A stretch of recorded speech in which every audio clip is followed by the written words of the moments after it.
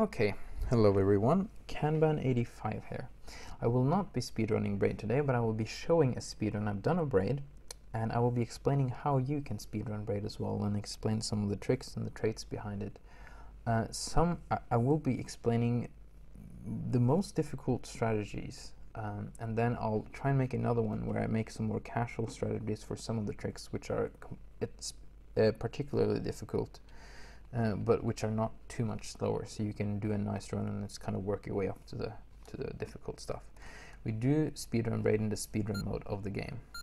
Now the first thing I want to mention is right here. You see Tim, I jump with Tim at the very beginning. Every time you stand still and you jump instead of just running, you gain 1 frame acceleration, which is so little that you don't really have to care about it if you're just a casual Braid runner. The same with this jumping downhill.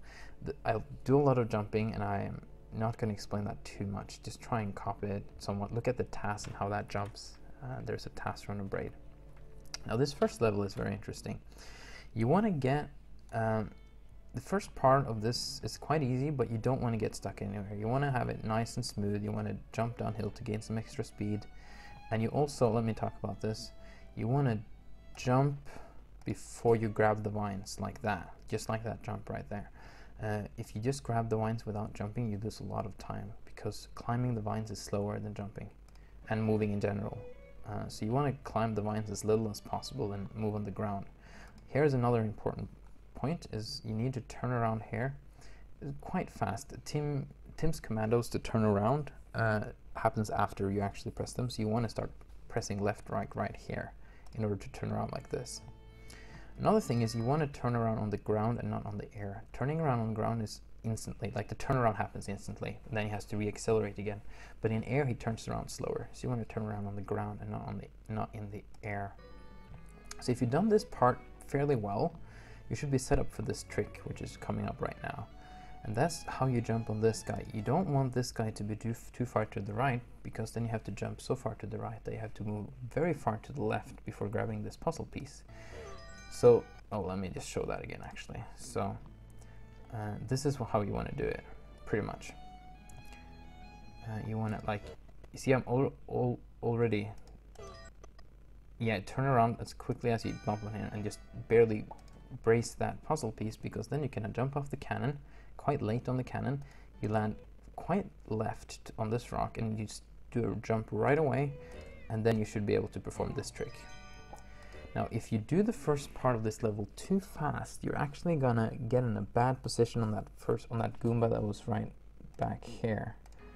So if you do everything too fast, I told you that already, but then this Goomba is gonna be too far to the right, and this jump is gonna be much more difficult to pull off and make work, and you're actually gonna fall behind.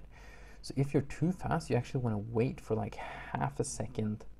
Like when you get here, you wanna wait for like half a second.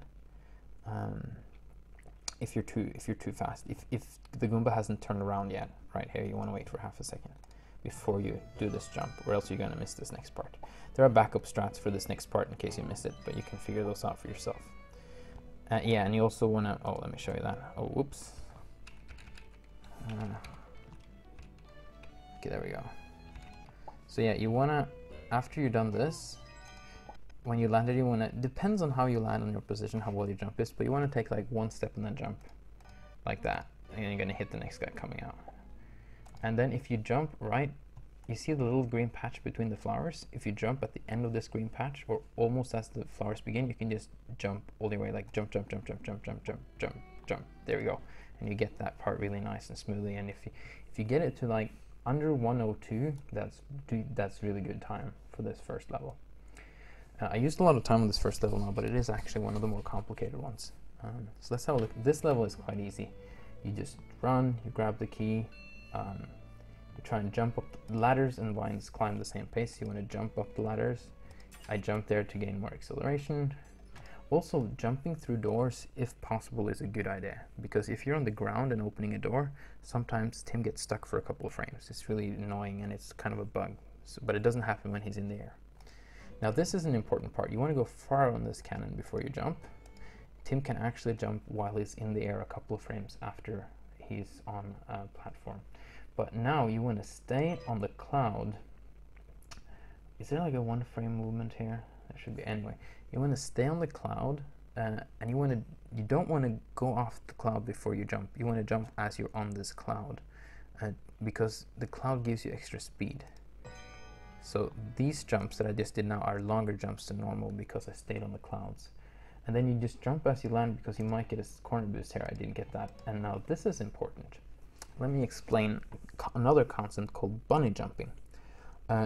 If you jump the frame you land, or you can jump a couple of frames before you land because the jump command remembers that you wanted to jump, so he jumps instantly for you.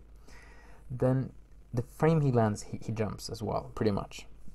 And what happens is that he doesn't gain the ability of what he lands on. Now he's landing on clouds which are moving from the right to the left, which should push Tim towards the left, which means that you lose speed. But if you jump right away, you don't lose speed. So if you look at how I jump right now, I keep the same speed. Now if you try and do that without jumping right away, you're going to see that you're going to lose speed. So you don't want to do that. You just want to... So if you... if you jump as... You stay on the cloud for as long as possible, but you jump before the cloud ends. You land, and then you just jump right away. And then you take a couple of steps, or you don't take a couple of steps if you get a corner boost there. I'll talk about that later. And then you just keep jumping, and you should be just fine here. Also, I try and jump here and land on this corner, because that pushes Tim and gives him extra speed, but I missed it, but it's not a big. Some more jumping to gain downhill speed and acceleration for the beginning of walking. Now you just skip this level, actually, for now. This is the most optimal route now, or pretty much the most optimal. Now you just take your, in this level you actually have some time, but just try and get over to this lever as quick as possible.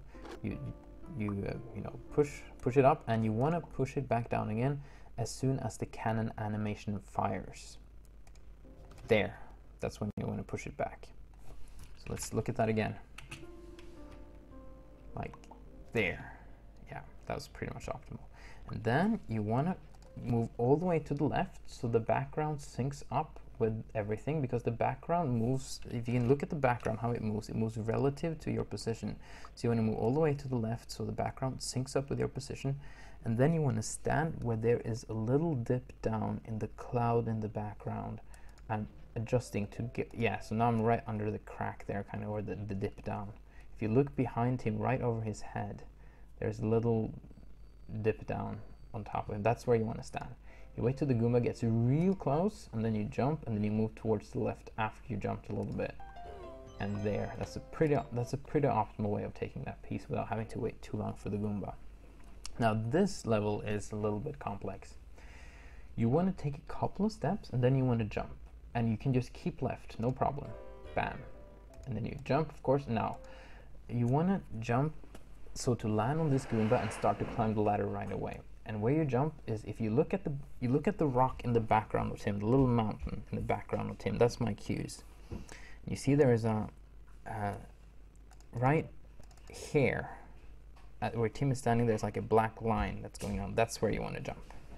So I jump there, and you land on top of the Goomba, and you start climbing as quickly as possible. I jump when I get out to get an acceleration, not too important.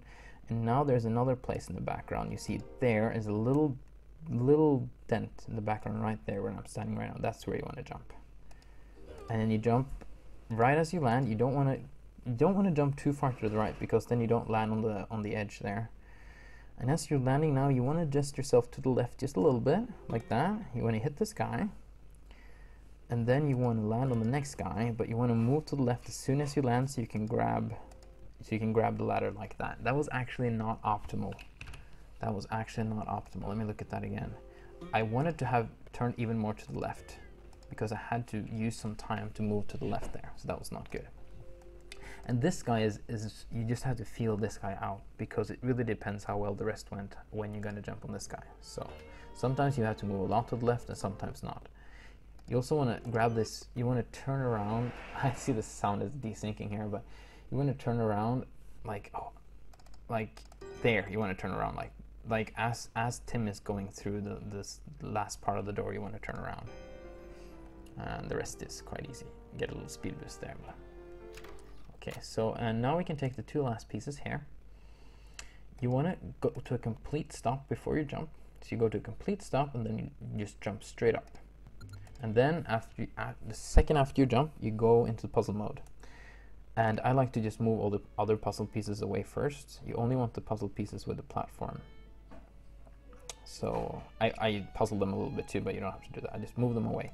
Now, yeah, you want this guy up here. Just look at the position. And you want this guy to have a slither, kind of like almost a platform thick, a little bit less than a platform thick under it, like that. That looks pretty good. Yeah. And then you keep jumping. Now you move the thing you're on up, and you make sure that the other platform is lining up for the Goomba. So you usually move the piece up about so the platform on the piece is now above the piece itself, that is the position the piece was standing in, something like that. And you want to make sure that the Goomba is all the way out on this platform. If he only like touches the platform and you remove it, he actually turns around instead of falling down. So I do an extra in and out of the puzzle just to gain an extra frame to make sure that he's actually on the platform, as you'll see right now. Like that, just very quickly. And then I move the piece down so he falls down, and then you jump to get this one. Now if you only made it up in 3, you can do it in 4 platforms, but if you only use 3 platforms to move up, you're gonna fall down and you're gonna be early, so you need to wait a little for the Goomba. You're gonna have to feel this one out for yourself. Okay, and then you just go through this level again, and now you have one piece here, so you can ignore that, so you can just go straight over the flames here. You want to jump as this cannon is, the fuse on this cannon is touching the grass, the top of the grass. That's when you want to jump off of this right there. You want to try and stand fairly close to the edge here, and you look at the fuse on this next cannon, and as the fuse is going closer to the yellow flowers, like there, that's when you want to think about starting to jump. It really depends on your position, exactly where you stand, so you have to practice this one as well, but that's a good starting point. So that one worked. You actually have a lot of time for that one. And just falling here, you just have to practice for yourself. Now, it is possible to like jump early here to land on top of this Goomba, but it's completely useless. You don't gain any time by doing that. And I'll show you why in a second. So I just let him go, I climb up. You can climb it all in one stretch to get this piece. And now you have to wait for this Goomba falling. And you would have to wait for this Goomba falling if you jumped on the Goomba on the bottom of this ladder anyway. And he has a set cycle, so it doesn't save any time. You try to jump as soon as he lands, like you don't want to lose too much time from waiting for him. And here comes the nice little trick. You walk all the way to the edge of like all the way into the platform, just walk, and then you jump and land on the edge. And that one's not that difficult actually. You just wait for like a split second before you do that. And that should give you a sub 3 minute World 2. If you do a World 2 in sub 3 minutes, that's pretty good. So then you just go and puzzle, and you go into World 3. And I'll make another video for World 3. Thank you for watching. Yeah, hang on, the first world is called World 2, so that's confusing. And the next world is World 3.